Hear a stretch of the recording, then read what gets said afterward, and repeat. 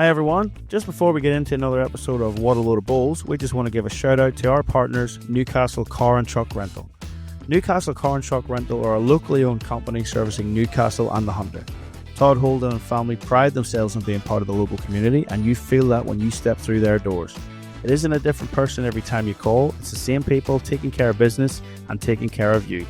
So next time you're in need of a rental, be it a truck to move, a ute for those everyday DIY jobs, or a car to get the family around on a day out, be sure to contact the team at Newcastle Car and Truck Rental by visiting www.newcastlerental.com or by calling 02 49 081 081. And don't forget to tell them DJ and Simon sent you.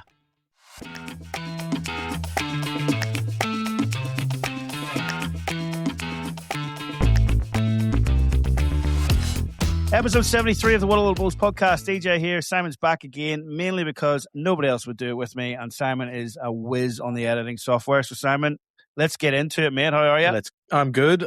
How's your last 2 weeks been since the last podcast? Entertaining to say the least, mate. If you look at some of the social media posts from around our region, but we'll just play straight back to that one this week. Now, mate, we got to be sensible. We got a special guest with us again this week. The podcast is going to take another World Bulls little tinge with it this week because we got President Brett O'Reilly back with us. Brett, welcome. Got a team. Always good to have you on, mate. How have you been? I've been well, thank you. It's a busy time, as it always is in World Bowls, with a big year ahead of us. I've just taken a little bit of time off travelling for the last few weeks, but here at Ocean Grove in Victoria for the World Bowls Indoor Championships, which start tomorrow. Yep. So been here for the last couple of days, and what a magnificent setup. And we had a very, very special opening ceremony and induction night last night for the great Betty Collins, inducted into the World Bowls Hall of Fame. And yeah, there's a lot of people who just couldn't believe the wisdom that this amazing administrator and contributor to our game had to share with everybody last night. 400 people in the house. They put a special surface over one of the bowling greens and turned it into the venue. And look, be one of the highlights of the last couple of years for me, both the opportunity to talk to Betty and interview her, the presentations to the players, and just the way everybody responded. So that's been a really good start to May, and now we start to get really busy for the rest of the year. Yeah, absolutely. I mean, well, while we're talking about that, we had it on the subjects to talk about. There was some World Bowls Hall of Fame inductees announced there not so long ago. Belly was obviously one of those. And these inductees were for their contribution to the game, not necessarily as players and stuff. So for those that aren't familiar, just talk us through who was Betty, what did she do, and why did she deserve to be bestowed this honour? Yeah, so Betty Collins is an Australian and started her bowling career at Lockleys in Adelaide in South Australia. Again, like many of us, got involved in the game through a family connection and then joined in her 30s. She rose to be at the head of the Australian women's game and then moved into the world women's game. Now, this was at a time when the game wasn't amalgamated. Men's and women's were separate.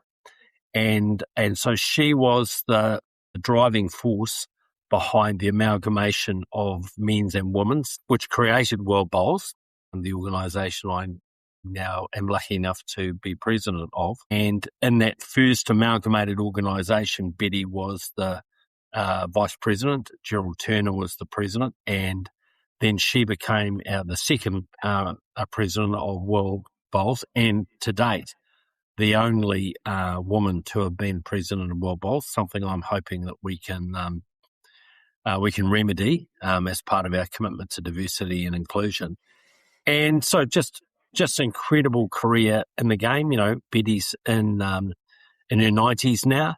Still actively involved with the game. She can't play anymore. She is a little bit less mobile than she was before. But we talked about amalgamation. We talked about how the game's changed. She's got such an incisive, sharp mind, and we had a good chat beforehand. And she was very generous with her praise of how World Bowls is going, and obviously, keep you up to scratch. Always a couple of comments to make, and was just. People were just entranced by what she had to say, some of her stories, talking about the days when she started bowls where at the beginning of each season, there were two things that had to be done. The umpire would come and inspect your bowls. This is in the women's game, and then would come out with the tape measure to make sure that the skirt was no less than 14 inches from the ground. And heaven help you if it was higher. And then she talked about the amazing innovation the following season when they changed it to 15 inches, which was and so she's got a wild sense of humour, very and it was just nice to acknowledge her and what we tried to do with those contributors. I mean, DJ, you were in Kuala Lumpur last year when we inducted the first 31 players, but it's recognising that people make a tremendous contribution to the game. Someone like William Wallace Mitchell, who most people won't have heard of, W. Mitchell, a Scotsman, of course, wrote the first laws of the game. They were he had to be a Scotsman with a name like William Wallace Mitchell. Absolutely. And one of the reasons that he wrote the rules was because there were regular fist fights around bowls and at that time. So he felt that the game needed some rules, and so they were adopted in Scotland, and then over time became the laws of the game, and so tremendous sort of achievement. Kerry Clark, great New Zealand administrator and international player in his day, involved in probably every aspect of the game, and again picked up a lot of those laws and regulations to do that. Tun Ahmad Saji, who was the driving force behind bowls in Malaysia and the Commonwealth Games there. Raj Bengani, who was the driving force for bowls in India, led the first Indian team to the Commonwealth Games in 1990, and of course then laid the groundwork for the 2010 Delhi Games. And I've just been in India earlier this year, and and Bowls India has just been now run by his son Ravi, so in keeping with our family theme, and I've just become a Tier 1 recognised sport in India.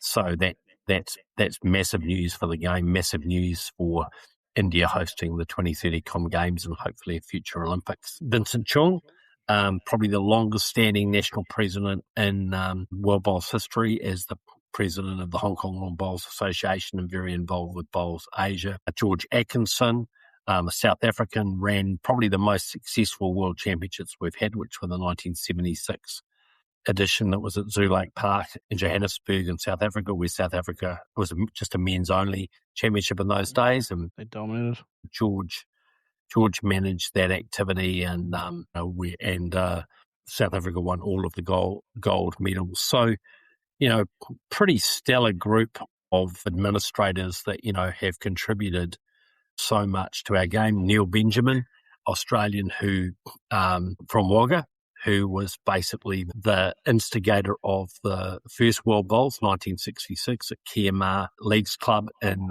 Sydney. So, just incredible names that have contributed so much to bowls, and so great to acknowledge those people and to see them acknowledged by their peers. So we'll be doing those inductions over the next few months around the world, and then hopefully we'll have another player induction later in the year as we continue to acknowledge the great players of our game. So, really, really nice for Betty to be acknowledged, and also looking forward to being able to recognise the rest of this cohort of contributors. Awesome. I'm looking forward to the podcast part when it comes up to induct the podcasters too. I'm sure there's two that'll be pretty high up on the list there. Well, you never can say. That's it, mate. Right.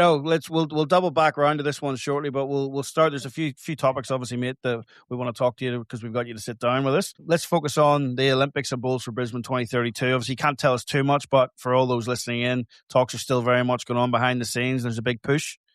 Yeah, absolutely. I mean, it's an interesting time. I think from our Bowls for Brisbane campaign perspective, we continue to innovate in our effort to become part of the games. The long roll that Bowls Australia have led, I think, a fantastic initiative. 1,800 clubs in Australia.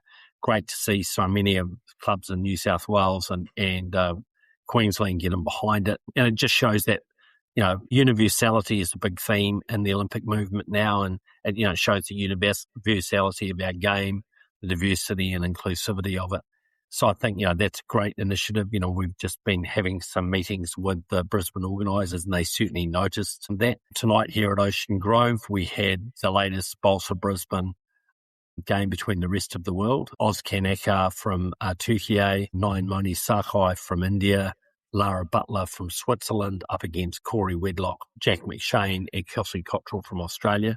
And again, televised, streamed, showing the game in the way that we believe we can present it at the Olympics. I think it's fair to say that the IOC is going through quite a lot of change at the moment. And, people will have seen articles in the media about maybe less sports in future Olympics, including Brisbane. But I think I'm encouraged by the fact that they're sort of taking a look at all sports and looking at the sports that really meet, I guess, the core principles of the Olympic movement.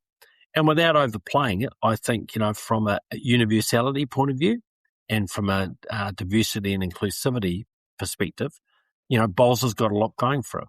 Next week, I'm back in New Zealand, and I'll be attending some events where Kirsty Coventry, the IOC president, and Katie Sadlier, the CEO of the Commonwealth Games Federation, will be at. So looking forward to catching up with Kirsty to talk about the work we're doing. No pressure, Brett. No pressure, but it's some tough conversations there. World is on your shoulders, right? Well, yes, but I think, the facts, in my view, the facts speak for themselves. In 2021, when I joined the World Bowls Board, we had 43 member nations. As of today, we've got 87, and I believe we're on target for 100. I mentioned Ozkan Akar from Turkey. Ozkan's leading our newest region, Middle Asia and Eastern Europe. We've just had an event that we supported that was held in Cyprus, which was a workshop and tournament for players from countries in that new region. Out of that, Slovakia and Azerbaijan are joining World Bowls. We're looking at countries like Montenegro, Kazakhstan, Uzbekistan that could be joining. Part of the driver for that is the fact that we're now part of the Olympic movement through World Batonkan Bowls and obviously part of the Paralympic movement through IPC. A number of those countries have got the other disciplines that are part of World Batonkan Bowls, Rafa Volo, Boccia and Petanque. So they're looking at that and going, actually, bowls is an allied discipline. And in fact, Ozkan was saying, a couple of the guys from Azerbaijan had never played bowls before, but they're Rafa Volo players. And they really took it like ducks to water. Obviously, as we know, it's not a hard game to play, but as DJ knows, it's a hard game to play well. Yeah, well said. But they're engaged, and so I think that they're it's always going to be a high pressure discussion because it's such an amazing aspiration for us as a sport. But I think collectively we're ticking off things all the time. We're seeing more engagement with the game digitally, and we're seeing big numbers increasing all the time with streaming of matches and the quality of that streaming improving. So I think when all the metrics are heading in the right direction, that's a good story to tell, and we've just got to keep telling that story. We're going to present the game at the Glasgow Commonwealth Games unlike it's ever been seen before internationally. And I think the delay in some of the decisions by the Brisbane organisers gives us an opportunity to show them, and we've certainly talked to them about that. So I think, we'll just keep chipping away. What I'm excited about, though, is, when I was in Korea earlier in the year, and I was working with Korea Bowls for the Disabled and also with Bowls Korea, collectively we went and met with the bid team for Seoul's bid for the 2036 Olympics, which is a city called Jeonju.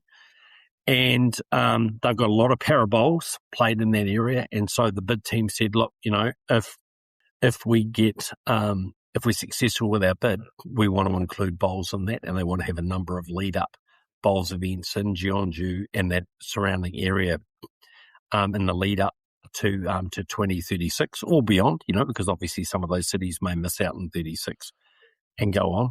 Similar conversations in India. So, India's just become a tier, Bowls India's just become a tier one sports organisation in India, obviously hosting the 2030 Commonwealth Games.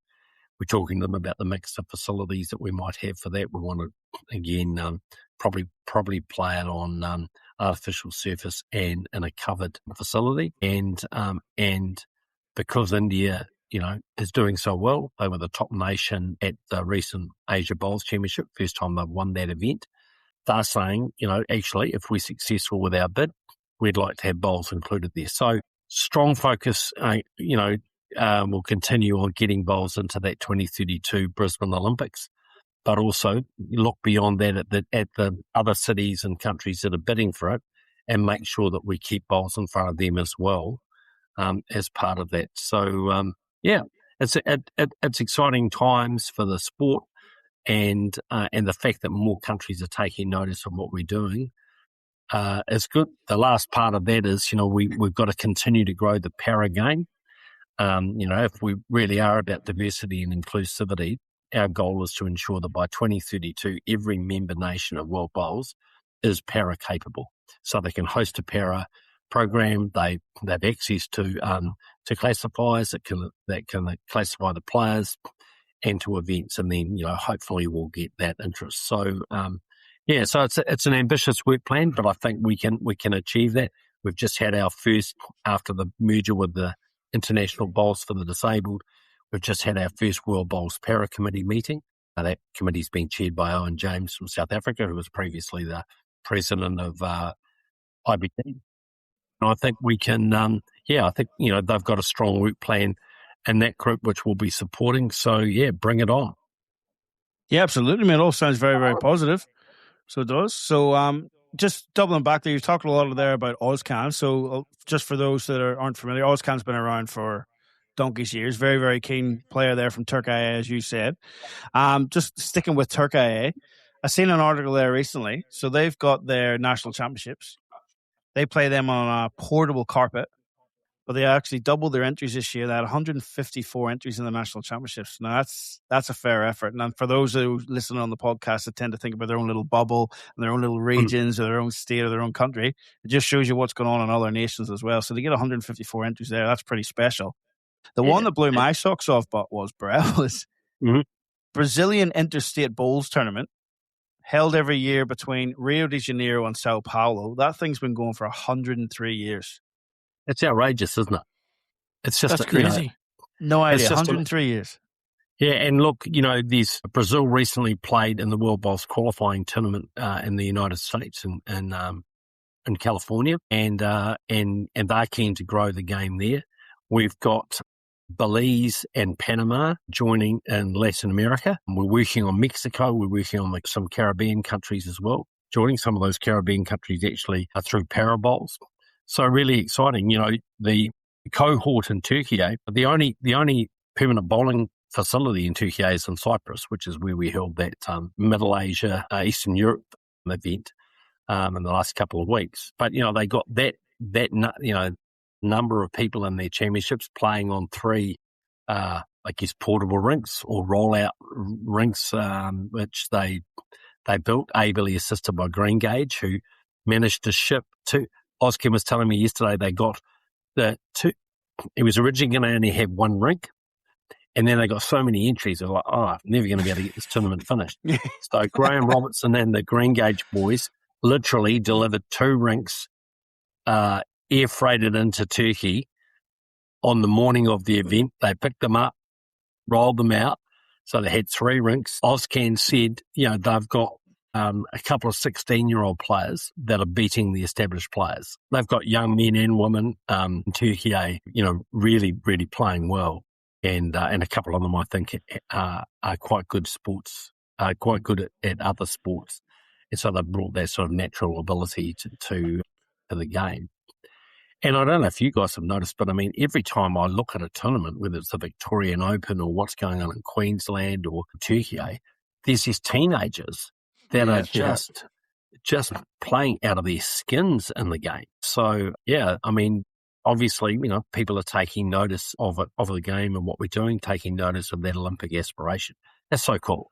And at the other end of the spectrum, last week in New Zealand, we had a bowling tournament just for players with bowling arms. won by a couple of clubmates of mine, actually, Grant Keats and Bevan Smith from Takapuna. Bevan's a former Commonwealth Games and Olympic sprinter for New Zealand. I play a bit of bowls with Bev. So they won it, and then there was an unofficial Trans-Tasman test between Australia and New Zealand for people with bowling arms. And, and I know in Bevan's case, and he won't mind me saying, if it hadn't been for a bowling arm, he wouldn't probably be playing competitive bowls now because he's got a number of injuries from his sprinting career. And so it's prolonged his time in the game. And we're seeing people coming into the game from other sports like golf, which they can't play anymore because they're carrying injuries or not as mobile as they are. And those people will never deliver a bowl with their hand. Yeah, that's we're starting to see that think now, right? Yeah. So, and dare I say it, at the Rest of the World Australia game tonight, Jack McShane delivered his first bowl with a bowling arm. Well, there you go. There you go. We're big fans of bowling arm. Yeah. I did say to Jack after he delivered it, don't try that again. Yeah. Well, it wasn't his finest delivery, but not until he gets a bit older. Anyway, I think he's got a few years behind him, Jack, before he needs to get to that. But yeah, for sure, we are big fans of them on here. We promote it pretty well.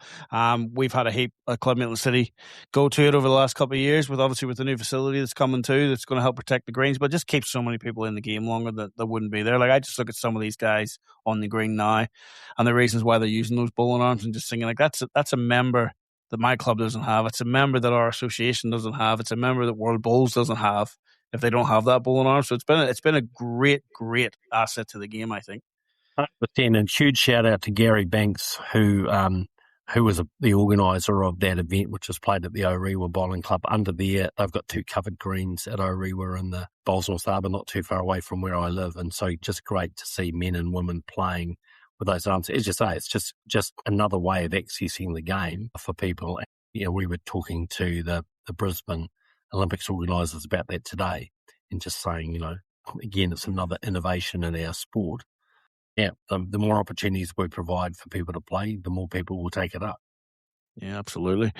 Absolutely, yeah. All positives, mate. All heading in the right direction. Another thing that I've seen there recently from World Bowls, the new player ID and account that's going to be coming in as well. So every player can log into World Bowls Match Center and check out all the results. But not only that, enter events and then check their World Series rankings as well. Can you tell us a bit more about that? Yeah, well, look, the World Bowl Series now in its 3rd year, growing. We'll have close to 60 events this year, and a lot of other people lining up wanting to host events. Actually, a number of indoor organisations wanting to become part of that. So that's really interesting. So we want to make it self-service. We want people to be able to go and do their entries.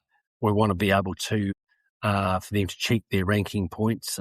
Get a lot of inquiries about that because, as we know, there's a bit that rides on that. Yeah. And I think lastly, we want to make sure that one of the things our sport isn't great at is data. And I've talked to a lot of people about this lately.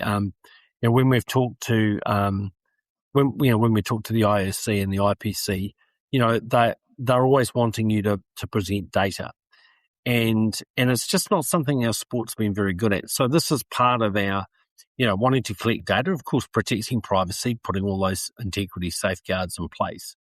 But really being able to talk about the data and the engagement of players, talk about our demographics, all of those things that we know are important. There's about, last time I saw, there's about 5,000 players globally that have had a ranking point. In fact, it'll be more than that now. It'll probably be close to 5,500. So that's a really important cohort of players to be able to engage with. So we see opportunities there. We just been involved in some discussions in the last couple of weeks around generative AI and the opportunities there. We've been using it at World Bowls for the last couple of years. And a lot of the material we produce, we're using generative AI to help with that.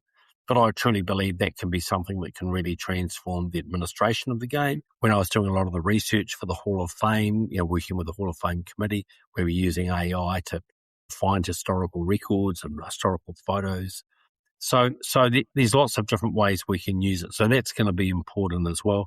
And of course, continuing to push the whether it's wonderful podcasts like your own, that are promoting the game, whether it's streaming, looking at using that technology to make the game accessible, but also, being able to pull the data out of there so we can use that as, to talk to people like the IOC, people like the Brisbane organisers about the engagement in the game, how many people are watching, how many people are involved, and then hopefully also be able to look at some of the other demographic data so we can go to sponsors and give them a sense of who's involved with our game. So it's not the sexiest side of the game, I suppose, in terms of what you see, but in terms of what it can do for the game, it's just as important. And you'll see us do more and more in that space. Yeah, absolutely. It's great to have that, as you said, using AI now as well for the betterment of the game. And those player ID things, I know from obviously us being in Australia now, especially around New South Wales, the Bowls Link platform, which seems to be very similar to what you guys are using at World Bowls. Yes. It certainly has added another dimension for people. The fact that you can jump back and check out how you went in club championships or New South Wales championships 3, 4, 5 years ago. And you're dead set, right? Like some of the history results of the games, they're hard to come across nowadays. Yeah. And it's one thing that we never have done well for such an old sport. And different applications for it. So DJ, I saw recently, Robin Walker, my wife, was needing to get a replacement player to play in a Champion of Champions event at home. And, and there's always been this debate about, players of lesser or greater ability and how do you work that out. So they just went into the Bowls New Zealand system. Players have got a rank, a points ranking there, and be able to say, well, here's the points ranking of the player that, that's not able to play. So you can pick anybody who's got the same number of points or less. And so that just takes the ambiguity out of it and gives someone a pretty clear guideline about how to do it. So again, just streamlines it for administrators and makes it very clear cut. And so she was able to look at the number of eligible players and find someone rather than having to second guess who might be suitable for that. So, yeah, I think we can find lots of utility for data. But in the first instance, we need to collect it and then obviously put the safeguards in place to make sure that we protect it. Yeah, 100%. Sticking with that World Bowl series or World Bowl series theme, 2 new events announced this year. So as we talked about sort of 12 months ago on the podcast when we had you and Neil on, it's one thing that the World Bowl series is going to grow and grow. There's going to be new events come in, but you have had 2 new events come in. One being the World Bowls Prime event, which is going to be held in Victoria, the Sunray Asia Classic, but also then the $70,000 Northern Rivers Open, which is going to be held up there in Yamba and the supporting clubs as well. So let's look at the Northern Rivers Open there, Brett. How did that one come about, and what's the goal going forward with that one? Yeah, look, we've had a lot of interest from clubs in hosting World Bowls events, and we want to try. Ultimately, the World Bowl series is about creating opportunities for our players, trying to professionalise the game, attract more prize money into that. So hats off to the Yamba Club who took the lead with that idea. It's ended up being much bigger than I thought it would be in terms of the scale, which I think is fantastic. And hopefully gives people from other countries in time an opportunity to go to a part of Australia that they probably haven't visited before. Amazing part of Australia. Enjoy that competition, and and we hope in time there'll be other areas around Australia that will want to participate in that as well. The World Bowls Prime series, I've been advocating for a while, as has our board, that we need to offer something for those over 55 players. That's the threshold we've set for that. We've had that Atlantic Seniors tournament in Cyprus, which has been very popular for a number of years now, and that'll be part of that series. I think that tournament's held every 2 years, so next year we'll have the next edition of that. And, and we talked about earlier about players that come on with bowling arms. So we want to provide competition for people. Many of those players will be over 55, not all. And so we want to provide an opportunity for them where they may not feel that they're competitive enough to play in open World Bowl Series events. So we can have this over 55 category. Again, great opportunity for players to go into a part of Victoria that they won't have seen before, not far away from Club Barham. In fact, I think that's where the discussions first started. And Mildura is the host club for that. And so, yeah, as I think one of the opportunities for us in the game is people are living longer. They're tending to be healthier. And obviously with bowling arms, they can continue to play. They've got disposable income and they travel. We know that, bowlers are, regular travels, cruise ship customers. So here's an opportunity instead of, perhaps going on a cruise to go to part of Australia that you wouldn't have seen before, to go to Cyprus. And hopefully we'll see those kind of tournaments pop up around the world and other sort of holiday type locations. I know there are plans in a number of other countries that I've heard about around that. So yeah, that's really cool. Talking to Ozcan yesterday, Turkey want to host a World Bowl Series event next year. So they've got, they can be certain they've got the greens. We're looking with the World Bowl Series of introducing a bronze level. So today we have platinum, gold, and silver. Bronze level is sort of for development events. So where, they might start small, but we give them a couple of years to mature. If they mature, then they become into silver. If they don't mature after a couple of years, maybe they fall away. But allowing event organisers to look at what, how they can be part of that. Like to see more events in the UK. At the moment, we've got a lot of outdoor events. We don't have many indoor events, with the exception of the events that are run by World Bowls Tour. And yet we know that there's a number of indoor tournaments that are played in the UK and also in Europe. So that's an area where we'd like to see, more events there. So everybody, I guess, has a more or less equal opportunity to get points. But as you say, those two events are in Australia, and I'm sure will be well supported. But yeah, we'd love to see those in other places around the world, maybe even Brazil. Wouldn't that be cool, going to play in a World Bowl Series event there? Absolutely. Sign me up. Well, Simon and I are still waiting and available to go to Jamaica whenever you need us to, mate, to try and get that one over the line. So just don't forget us. We're still ready to go. Yep, no, it's definitely on my bucket list too. So if I'm going, you're going, all right? Absolutely. Simon, make sure that one makes it to the air, because we need to play that one back. Will do. No, I'll tell you what, I like the idea of that over 55s one. It's sort of it's fishing in the pond that you're successful in, because we are, and stereotypically are, a older demographic sport. And I dare say, first cab off the rank there, Simon, was John Green entering that one. Yeah, absolutely. That's right up his alley, that one. And at the other end of the spectrum, we're thinking about juniors. So we've got our World Junior event, which we run like the World Bowls Indoor with the International Indoor Bowls Council. And so talking to them, if we're going to have more juniors available to play, at the moment we take one young man, one young woman from each country. Could we look at expanding that? Are there opportunities for other junior events for those players?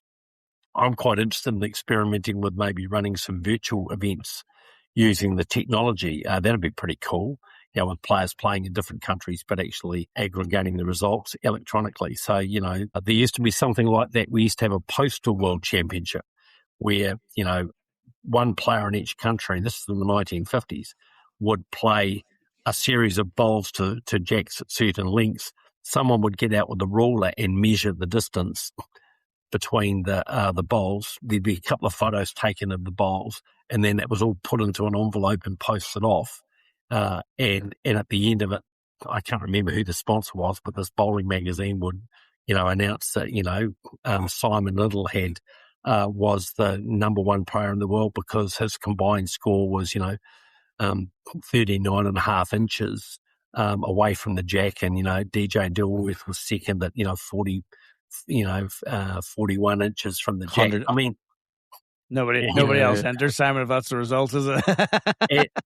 So you kind of look at that and go, could we do something like that on TikTok? Could we do something like that on one of the applications? I don't know, but and I'm probably the wrong person to ask, but I know if I talk to some of our junior players, they're digital natives, they'd get this in a heartbeat, and so we'll get a few of our brains around that, talk to Selena and Karis and Irene and our team that, are doing our digital stuff and get you guys involved.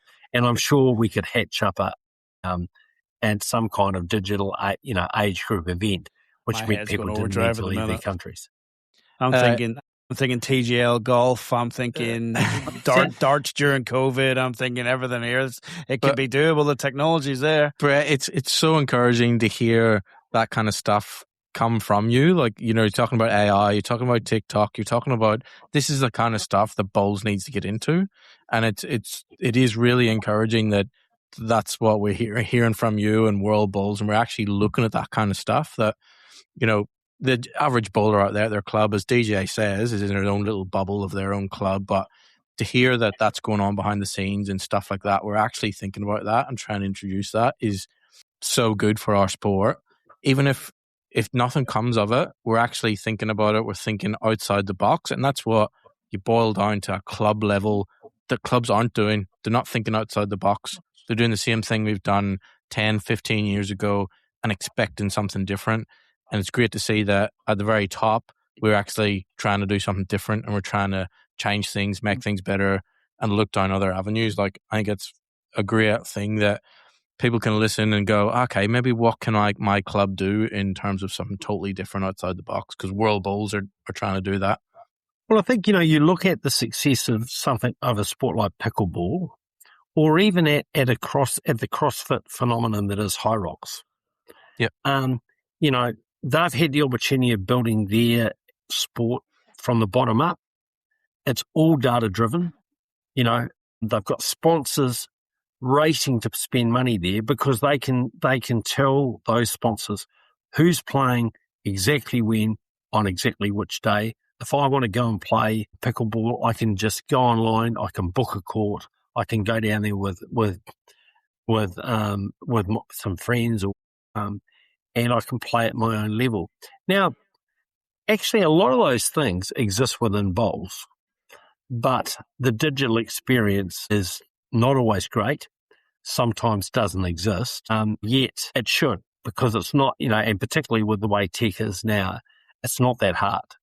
You can use AI to write a computer program in a couple of minutes. So you need to know how to ask the right questions for sure. So I think there'll be some people that will listen to this and go, I don't really understand technology. I'm not really sure how we'd do it. How would my club do that? Well, actually, the answer is a lot easier than you think. And I'm on the board of a software company called Locate Technologies, a little plug for them. They're listed on the New Zealand Stock Exchange, and they're a Bitcoin treasury company. And we've just completely transformed the way we develop software, because our software engineers are now asking AI programs like Claude and ChatGPT, who use agents to go off and write that software. And so we're able to customize things for clients in hours that would have taken us days and maybe weeks to do.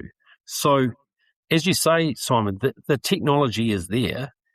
There's no reason why we can't adopt it.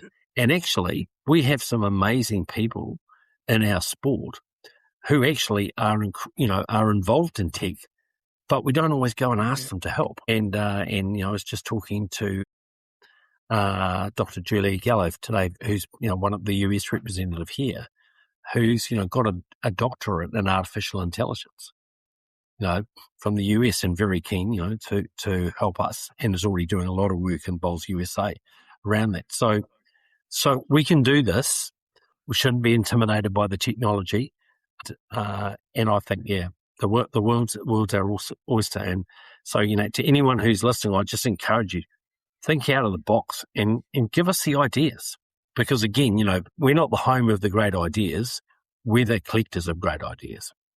And so, the more you get around and talk to people like Julia, you find out that actually there's expertise right within our game today that we can utilise to do this stuff. And, DJ is going to be at Commonwealth Games in the broadcasting team, which I'm really thrilled about. But we want to have bowls tracking. We want to have better data. So when you're watching our game, you can understand it. If you've never seen bowls before, how do I access a quick podcast or a quick video? Simon, you've produced some of this content. that shows me how to play the game. How do you do that? And we should be able to do that really. Every bowler loves a true roll. With a MacMax canopy, there's less environmental impact on the green from the weather, which means less wear and tear on the surface, and a more consistent speed for your bowls. To find that perfect line more often, make it a MacMax.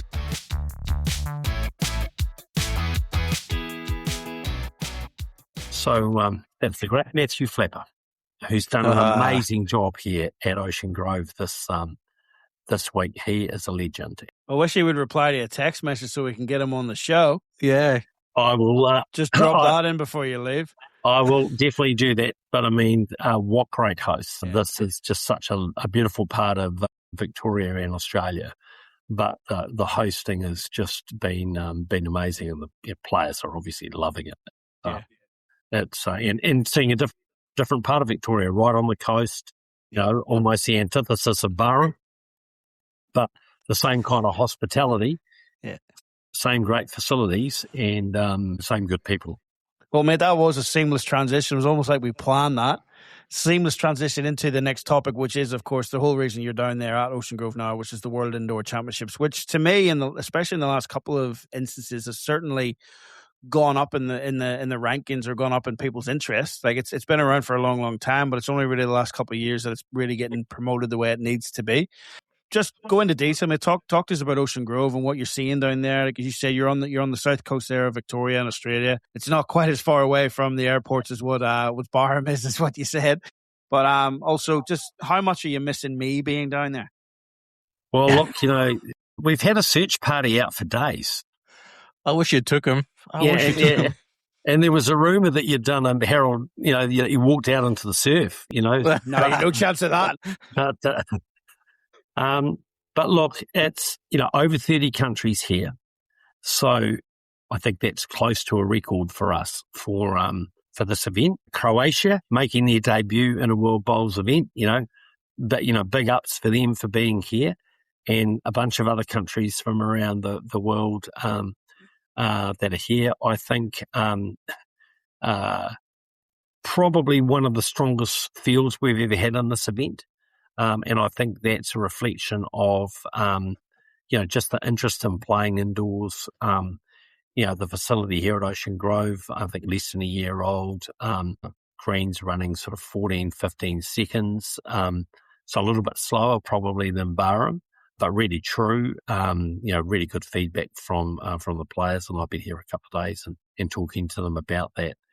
So, and, the club's been right in behind it. It's been, packed with people, 400, as I said, at the opening ceremony and Hall of Fame induction for Betty Collins last night. So, just wonderful to see packed house for the rest of the World Australia game. And you look at the quality of players. We were sitting down last night after we'd finished and talking about who could win this week. And I'd say there's a dozen men and a dozen women that could win this event. There's probably a dozen who have either won it or been in the semi-finals, final over the last few years. And then, there are new players that are turning up at these events all the time. I was watching City, who is the Malaysian player here. I've not seen her play before. She's very young. She was just, you could have covered, after she played her 4 bowls in practice today, you could have got out a handkerchief and covered the 4 bowls. So, who's to say that she doesn't come from the pack like Noor Farah did in this event a couple of years ago. So I think, really looking forward to it. I unfortunately won't be able to stay for the whole event. I'm actually playing in the Bowls North Harbour Champion of Champion Triples. Can you believe it, DJ? Unbelievable. What? Next Saturday. I mean, it just shows you I've got 2 really good mates and Simon Poppleton and Raymond Scotland that can carry me around. You must have been checking out my website, Brett, and all the content I put on there. Like, must have been it, I think. Oh, look, Simon, you're an inspiration to me every time. As Barry Lester says to me, Brett, just concentrate on muscle memory. I said, I don't have any muscle left and I can't remember it. So, but I'll be watching it, of course, like everybody else on World Bowls TV during the week. And I think, we'll be in for a real treat. And obviously a number of the players are using this as part of the Commonwealth Games preparation. Got, a number of the players who have been selected to play singles in com games, or are probably going to be playing singles in com games, who are here from the Commonwealth countries, and then a bunch of the other countries here as well. So it's gonna be pretty epic. And just a shout out for our international technical officials. Again, we've got a great group of people from around Australia. We've got some ITOs over from New Zealand that are helping out with this. That they without them, we can't run these events. And they're just such a dedicated group. I was, talking to a number of them today, and they're as excited about the tournament as the players are. And that's really cool. Yeah, mate, you summed it up well. You're right. It's certainly the biggest installment of this that I've seen. The field is just incredible, which just shows you how much it's now actually meaning to the players to be there. Because there's so many times people would look at this one and just think, "Oh, it's not really on my radar," type of thing. But yeah, just look at and Simon's favourite nations there as well. Falkland Islands have made it. Oliver Thompson, shout out there, Oliver. The man whose life's work is to get the bowls emoji approved. We've had a couple of goes at it, but he's still working on it. So he's my bowls emoji champion. That's unbelievable. And Kath Harvey's here. Kath's the newly minted president of the International Indoor Bowls Council, so our partners in this event. Kath's from the Valleys, Abervale in Wales. First time to Australia. With her and her husband are here. Awesome. And Gordon Woods, who's, of course, very familiar to people in the bowls community. He's been a driving force for the indoor game globally. He's driving force in Scotland, and he's now working for Glasgow 2026, working with our good mate Adam Payton and our own Mark Cowan, and bringing that event to life. So I've been talking to him about that, and shot clocks and a whole bunch of things that we're going to be talking a lot about before and during and after Glasgow. Yeah, it's just great to see the game played at this level, and just great to see more fantastic indoor facilities like this. Very soon we're going to have another one a little way north of here, aren't we, DJ? Hopefully we'll be a host for one of our World Bowls events. Oh, mate, it's all in the dreams. So it is. It's all in the dreams. We'll see if we can make it happen or not. But yeah, just going through that field again, you're like, just the nations that you've got in there now that you would never pick. Switzerland, Sweden, Sri Lanka. They're all, Singapore's there, Nui's there. Who obviously there was a couple of the girls there won the Aussie Open in Paris only a couple of years ago. Yep. Namibia is there, Macau, China's there, Israel, who've been around for a long time as well, I suppose. India, as you said, is just going up and up and up in the rankings as well. Croatia making their debut. Falkland Islands, as we said, he must have travelled for 13 days to get there. That's incredible to see those nations competing in the World Indoor Championships, and then you build that up from there and they start competing in the World Outdoor Championships, which is, other than Commonwealth Games, is our pinnacle. And you made the sport just seems to be in a very good place at the minute. Long may it continue. Yeah, and look, the more opportunities we can create for players, the more money we can bring into the sport. I mean, most people don't play for the money. They play because they love the game and for the opportunity. But we do want to professionalize the game more, give people opportunities to earn money, and at least that's it. If you're traveling from the Falkland Islands, to win some prize money that you can help pay for your rowboat and your outboard motor. So I think there's that's important too. And as we hold more of these events, we have more quality fields, we have more streaming, we have more data around that. Then you can go to sponsors and to partners and talk about those opportunities. So that's pretty cool. And of course, on good greens, you're just going to get great bowls. And I mean, and already in the practice, we had the Pro-Am tonight here, which was cool. Bowlers from right around the district playing. Even I got a game. It's a great incentive. It's a great incentive and a great initiative, We were talking about just before we started recording. It's just so simple to get people to buy into your event and to know that I could just walk around the corner and play with some of the best players in this sport. And the sense of ownership that those people had, talking to some of the players, wanting to pose for photos with the players. Obviously, that's not every day they get to meet the World Bowls president. And so, they want to talk about the game and talk about what's going on. So, yeah, look, that, and that is one of the beauties of our game, right?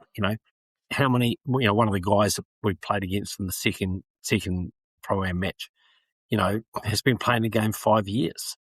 And so he's just, he said, why didn't start earlier? He said, I just played cricket for, because I loved it. But he said, I've just, been playing this game 5 years. I absolutely love it. I wish I'd started a long time ago. And he said, I was so nervous tonight, coming along, playing with these top players. Yeah. He said, I just can't believe it. He was so ecstatic about it, and we had photos taken of all the teams and everybody together. And that is universality, right? That's diversity, that's inclusivity, that's bringing that to life in a very real and accessible way. And it's pretty cool to be part of that, even for someone like me who's been around the game a long time. To see people, that joyful about the experience. It's good. And as you said, Dej, this stuff is not hard. Why don't we have Pro-Am? Why don't we have Pro-Ams at every major event we have when we bring top players together? We're starting to do that now with World Bowl Series, as you know. But why aren't we doing that across the game? What a great way of getting people engaged in the game. Yep. And how many other sports can do that? No, because they're also accessible, our players too, so they are. But I think he was like, it was great for someone like that there, 5 years playing, to come along and have an opportunity to play with the best players in the world. But he got stitched up and he got stuck with you. I don't know how you ended up in the pro section. Look, it was, Obviously throwing your weight around there, Mr. Donald Trump, are you? Look, Oh, the poor girl. She's coming over as defending champion. She's come all the way down from Scotland and you've just ruined her. Yeah. And seeing some of my left-handed stuff, come up, and I was playing with her bowls too, which was even worse because I'm thinking, look, they're just going to, they're just getting, bad habits. They've never been that far away from the jack in their life. Those bowls have seen parts of rings that they've never seen in the entire time that she's had them. So, so look, I apologised to her afterwards and said, look, Sophie, you'll be fine. And we had, the Canadian coach, Derek Dillon, in our side. So there was a bit of banter going on there. And Barry, who was our resident local player, who actually played better than any of us, he actually, with his dynamics, he was just like chung, chung, chung, chung on the jack the whole time. We should have just let him play all 8 bowls and we probably would have had a better chance. But it was good fun and playing against really good group of people. So, it was all good value. Awesome. Right, well, just before you go, Brett, because we've taken up enough of your time, you've been there for a couple of days, you've watched the practicing, you've played in the Pro-Am. Who's the money on? Who's going to go far in the men's and the women's? Bearing in mind, listeners, we're recording this on a Monday night. This will come out on Thursday, so we'll be towards the back end of the competition. So, Brett, let's go. Let's hear. Wow. Now, look, as I said, I think this is one of the most high-quality fields that I've ever seen, but I'm not going to sit on the fence. I think in the men's side, of course, very hard to go past Corey Wedlock and Jack McShane. 2 of the best players in the game. Jack's the defending champion in the men's. Corey, number 2 ranked in the World Bowl Series rankings and just at the peak of his powers. But, throw in Ian McLean from Scotland, Adam McEwen from Ireland. I think Pootal Sonowal's here from India. So I would say I'd expect, depending on how the draw works, Corey and Jack to be in the final 4, and then look for an Ian McLean and potentially either Adam McEwen or maybe Shannon McElroy. Shannon's in good form, been putting a lot of work in leading up to Commonwealth Games, and we know how tidy he can be. Yeah. On the women's side, be a brave punter to have Kelsey Cottrell in the mix, and Australia names their Commonwealth Games team on the 19th, so pretty close now, and she'll be hoping to be in that mix for sure. So I'd say Kelsey will be in that mix. Taylor Bruce, current world outdoor champion, is here, and she was 3rd in this last year. So I think she'll be hard to beat. Sophie Magrusa, without the handicap of having to carry me around the rink.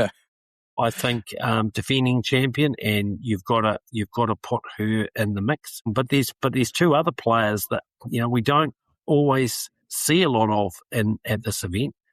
Julie Forrest from Scotland, who has one of the best indoor records of any player in our history. Yep. Didn't make the Scottish team for Com Games, so she'll have a little bit of a point to prove. Yep. So look out for her. Sian Honour, who's going to be in the England team. She's skipping the pairs at Glasgow. Another very good indoor player. I would see that could be in the mix. But then I've just missed Nyan Moni Saikia, who just won the Asian Championships. So why isn't she in the mix? I've not talked about Shauna, who just won the gold medal from Ireland, who just won the gold medal in the Four Nations. So, I don't know. I'd have to take a lot of, spread betting if I was betting, which I'm not, just to be clear. But I think so that I think Australians are always pretty hard to beat at home. But then, not many of them are played here because this is relatively new facility, newly laid. And I think being a fraction slower. I talked to Julie last night, and she was saying, it's possibly a little bit slow for her compared to the indoors in the Northern Hemisphere. But hell, you wouldn't bet against her with her record. So I think we'll be in for a real treat. And I haven't talked about the Malaysian players playing really well, as I said. Haven't talked about the Hong Kong players practicing really well. So haven't talked about Pat Bird from Canada, third in the World Champion of Champions a couple of years ago, who I played against tonight. Yeah, look, it's... There's not many you haven't named, to be fair, Brett. I'm struggling to go through the list and see who you haven't named, especially on the women's side. Well, I like to sit on the fence, and I'm big enough. It's big enough to take a fair bit of space on it too. It is just a credit to the field, but we're forgetting one thing as well, and that they are teaming up in the mixed pairs championship as well. So that's right. Plenty happening this week: men's singles, women's singles, mixed pairs, and it looks to me, because they team up with their country. But there's a couple of nations there, like Pat Bird's. Sorry, beg your pardon. Canada do have someone. Croatia's only got the men's representative. So there's a couple of locals there playing, a couple of local girls joining in there with Sophie Kurzman, Chloe Morrison, Hayley O'Reilly, Lisa Phillips, who's a household name as well down there in Victoria. So it's great for them to be exposed to this thing as well. But they're loving it. So much happening. But, man, I'm not too sure it's fair putting Jack McShane, defending champion, and Sophie McGrath, defending champion, in the same team together. That's a bit loaded, isn't it? Yeah, look out with that combination. I mean, it's great, and it is good that and we see it every time, because we often have an imbalanced field. With that opportunity for players to play. And I think from memory, last year, we had extra players that ended up featuring at the back end of the tournament. So it is it's a rare opportunity to play at that level. But so I think Jack's got every chance of defending his title. There you go. And certainly I think Sophie is absolutely capable of defending hers. But if they finish this week having defended their titles, my goodness, they will have deserved it. They've earned it, haven't they? Haven't it? I am struggling to look past Ian McLean. Having played against him back in the day and what the competitor he is, he's one fella that could play with a little bit of a chip on his shoulder as such, because he didn't make that Scottish team. But what a Scottish team they had to pick from. What a squad. The world champions galore haven't made that. And he's been out here before and he's done it at different events. Ian McLean's going to be a hard one to look past. You said Julie Forrest as well. Same thing. Didn't even make the Scottish team for the Commonwealth Games. It's going to be very, very interesting to watch. Shannon McRoy, hopefully he's got over his back injury. He had to carry a club there through Platinum Pennant, so he did. So hopefully he's recovered he's rested up from that. Not naming the club. Let's not forget the Maltese Falcon, Sean Parnas, as well. That's right. Rebecca Rickson, you'd be brave not to feature Rebecca in the mix. And I've seen the Falcon practicing today. Yeah. Looking as good as ever. Absolutely. And that's not just with his bowling delivery either, is it? Old Sean. Yeah, they've added a couple of mirrors in the men's changing room, so he's doing fine. Yeah, between him and Barry Lester, they'll be fighting over it. But look, folks, it is going to be, it's shaping up to be an absolute belter of an event. So it is, as you said, the facilities down there at Ocean Grove are absolutely brilliant. So they are one of the best around until Maitland Cities is ready. But I was lucky enough back there in December to get down for a day. I had a roll up down to Torquay and I called into Ocean Grove on the way past. I had a roll up there. You're very right, mate. They are very, very true greens, which just adds to the whole. If you're a player at all, you can play on these things. It could be just a high standard of play. Tune into the World Bowls YouTube channel to watch all the games. It's being live streamed this time. The commentary will be okay. Barry will be there. I wasn't able to make it down this time. Apparently, there's only room in the budget for Barry. Barry takes up the whole budget, but no. Well, so I have to listen to him, Brett. But to be honest, Brett, if I had to pick between that and Glasgow, I think I've got the right ones. So I believe that to be the case, and I think as much as we think this event's going to be great, and it will be, the Glasgow Commonwealth Games is going to be something very, very special, and the fact that we potentially will have video footage of every game, every single game. You're going to be a very busy commentator, DJ, as you know, but we'll have unprecedented coverage of our sport, and that's what we deserve. And I think people are going to just absolutely love it. That's awesome. Just before you go there, mate, just to finish off this little section, what format are we playing this time around? Sets play? Here's mimicking the Commonwealth Games format. Nice. So sets play and tiebreakers. So it'll be brutal. Yep. As usual. One end tiebreak? Yep, one end tiebreak. Oh, savage. So, it'll be all on for young and old. So, at the moment I say that, I'm now questioning, am I right? But no, I'm pretty sure it's the same. Yeah.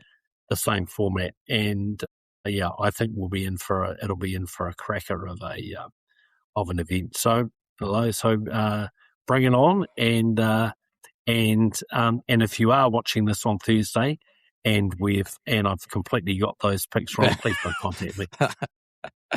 Well, I'll tell you what, you'd be hard pressed not to have picked a winner in the women's side. Yeah. It's going to have to come from Sweden or somewhere, or Lisa Bonser might come through from Spain and prove you wrong. You never know. Absolutely. But, look, Brett, mate, it is always a pleasure and a privilege to have you on here chatting to us, mate. You're a great mind for the game. You've done great jobs leading our sport, and it's always great to catch up with you and hear what you've been up to and to see what's coming through, mate. So thanks for your time. Very, very busy man. Good luck in your champion triples. Yep. Thank you, guys. Thanks for the great work that you do. Keep pushing the game out and just keep those ideas coming. We will do, man. We will do. You can't start a revolution without a bit of friction. So let's keep the friction coming. Well, Simon certainly is an abrasive character, so there's plenty of friction there. Now, Brett, thanks again, man. And ladies and gentlemen, that was Brett O'Reilly, president of World Bowls. Well, mate, that was Brett again. It's good to sit down with Brett, mate. It's always some great insights and some big announcements coming out of Brett whenever we get to sit down with him. He doesn't hold back too well, does he? No, well, he let a little bit of cat out of the bag there, didn't he, DJ? We got a bit of an announcement that we hadn't really talked about in the podcast yet, but you can enlighten the listeners. Yeah, we'd alluded to it, but we were sort of holding it back. But Brett's outed me. Yes, I will be heading to. I've had of the two of us, mate. I always knew I'd be selected for Commonwealth Games before you. I always knew it. I just didn't think it would be. Here we go. I didn't exactly put it down on the commentary box, but I'll take it. It's a nice place to make a debut. So yes, absolutely honoured for that, mate. You know what's been going on for the last few months, trying to get that into place, and I've got a few video call meetings this week. But yeah, me and Mr. Lester have been lucky enough to be picked as part of that team to head over, and yeah, awesome. Pretty humbled, mate. Yes. No, that's say I've been privy to what's been going on behind the scenes, but massive congratulations, mate, and like front row seats for Commonwealth Games, and going to be seeing the best of our sport playing at the pinnacle, and flying back to the home nation kind of country as well, and back to the old UK and catching up with family at the same time too. So how good will that trip be? Sadly, you'll have to put up a Barry for a couple of weeks, but I think that's a small price to pay to be part of such a big event that's going to happen in Glasgow. Oh, mate, without trying to get too sentimental on air, because we've talked about it off air, but like Commonwealth Games is something you've dreamed of in the sport for so long, and to be where we are now after 2 years of podcast, the things that we've managed to achieve and tick off, and bucket list items that weren't even on the bucket list. Yeah, that's right. You know, like Commonwealth Games 18 months ago, commentating was certainly not on a bingo card of mine, and here we are. Had a few opportunities to do this sport that we're just absolutely blessed to have, and long may it continue. And you just outed me there. I mean, I was going to surprise the family by going back over, but thanks for telling everyone. Nah, I'm only joking. I'm only joking. But yeah, no, it'll be good, mate. Looking forward to those couple of weeks. I'm dreading those couple of weeks too. It's a long time away from Yana and the kids, but yeah, it's a once in a lifetime opportunity, mate, that I'm very grateful for. Yeah, we will all hope the best for you, and hopefully the commentary goes well. I'm sure it will. Like, you know what you're talking about. So and can't talk, like, so never give me a word, so hopefully it all goes good. But like, I think for our listeners, like, we'll hopefully get a bit of insight into what goes on behind the scenes within the Commonwealth Games and commentary and all that. So DJ will hopefully keep us in tune. Hopefully he'll be pretty busy. There's plenty of games to. Well, Brett's just scared me there. He's just told you you're not going to have a moment to yourself. But, I'm not doing any sightseeing in Glasgow, am I? No. So hopefully, look, we'll get some behind the scenes and some videos and stuff of you at the Commonwealth Games, and yeah, that'll be fantastic to hear your voice on commentary. Because yeah, as much as we have a bit of a joke and a laugh, but you're really good at the commentary, and I'm no doubt that yourself and Basil go really well, and hopefully get plenty of games and some good stuff under your belt. So well done and congratulations. Thanks, mate. I'm just looking to see whether you keep that part in or not, because that's the biggest compliment you've ever paid to me. But just before we go, folks, it was also mentioned as well, congratulations to the Irish team over the Four Nations. So there was a Four Nations event there, as we said, we alluded to with Dean last week. But Team Ireland, Northern Ireland, whatever you want to call them, absolutely brilliant. They took the women's gold medal with Shauna O'Neill. So keep an eye out for Shauna down there in Ocean Grove. She was down in Barham last year as well for the World Champion of Champions. And she was a little bit disappointed how she went there. I think she had a couple of opportunities to maybe go further. So she's one to look out for. She's made probably the best we've had since Margaret Johnson. You know what I mean? She's cleaning up at home.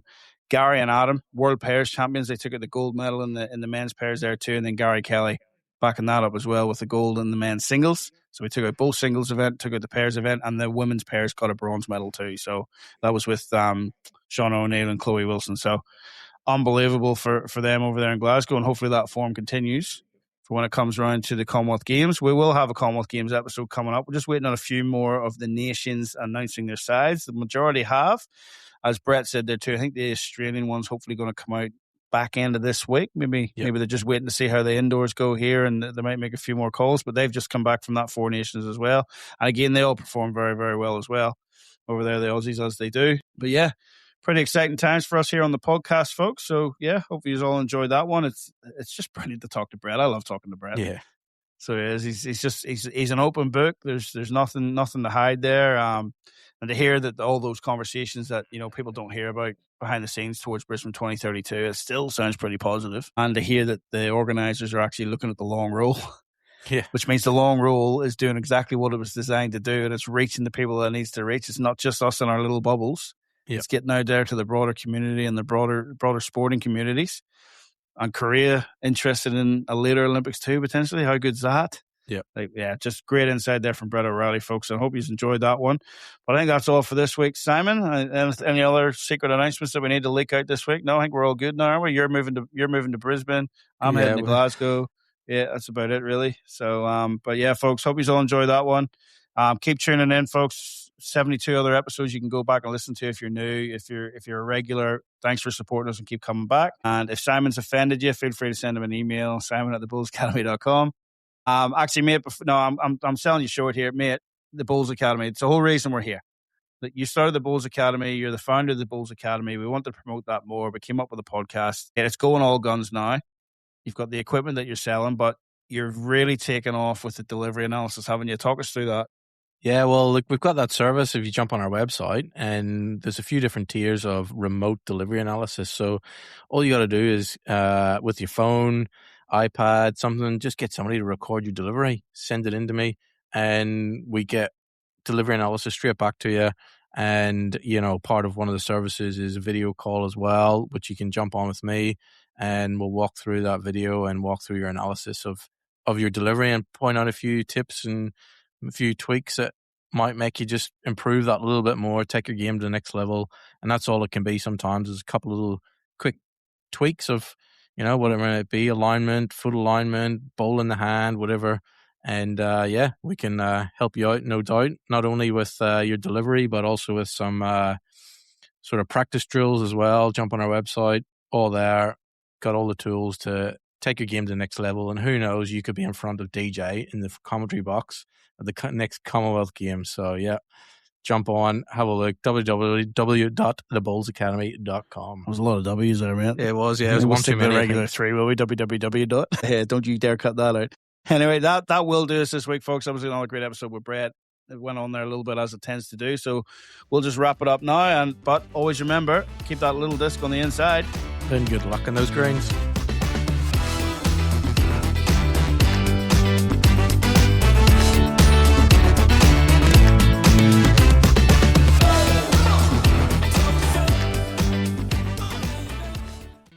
The views, information, or opinions expressed during What a Load of Bulls podcast episodes are solely those of the individuals involved and do not represent those of any group, organization, or employer associated or affiliated to individuals. This podcast is for general information purposes only, to educate and inform. This podcast does not constitute professional advice or services. What a Load of Bulls does not guarantee the accuracy or reliability of any opinions expressed or statements made within episodes.